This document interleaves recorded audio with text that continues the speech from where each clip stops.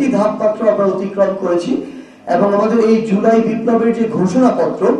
সেটি আমরা আমাদের জায়গা থেকে মনে করি অবশ্যই ঘোষণা করা আরো আগে প্রয়োজন ছিল, কিন্তু আমাদের জায়গা থেকে আমরা দেখেছি যে 2024-এর এই যে পুরো বাংলাদেশ রাষ্ট্রের বিভিন্ন সিস্টেম, এই করাপ্টেড সিস্টেমগুলোকে একটি স্থিতিশীল অবস্থায় নিয়ে এসে সেখান থেকে কিছু করা, এটা একটা সময় সাপেক্ষ ব্যাপার হয়ে দাঁড়িয়েছে। কারণ সকলের যে সহযোগিতার প্রয়োজন ছিল একটি সিস্টেমকে সুন্দরভাবে সামনের দিকে এগিয়ে নিয়ে যাওয়ার জন্য,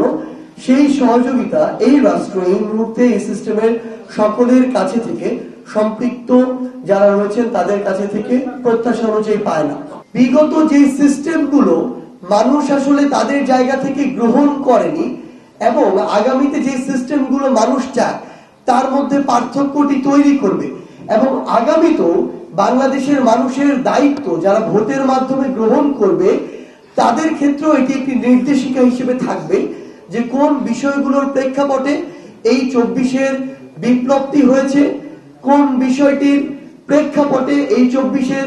বিপ্লবের পরবর্তী নতুন আশা আকাঙ্ক্ষাগুলো তৈরি হয়েছে এবং মানুষ কি চায়। তো সামগ্রিক যে বিষয়গুলো আমরা আমাদের জায়গা থেকে মনে করি কিছুটা বিলম্ব হলেও একটি ঘোষণাপত্রে লিপিবদ্ধ থাকা দরকার। সেই বিষয়টি আসলে আমরা আমাদের এই প্রোক্লেমেশন অফ জুলাই রেভলিউশন আমরা সেখানে লিখিতভাবে লিপিবদ্ধ করব এবং আমরা এটি একটি খসড়া করেছি ইতিমধ্যে, এবং এখানে বাংলাদেশের যারা এই অভ্যুত্থানের সাথে সরাসরি এই আমাদের বিপ্লবের সাথে সরাসরি অংশগ্রহণ করেছে, বিভিন্ন রাজনৈতিক দলের, মতের, ধর্মের, বয়সের যারা মানুষ রয়েছে তাদের কাছে তাদের বিভিন্ন জায়গা থেকে মতামত নেওয়া হচ্ছে,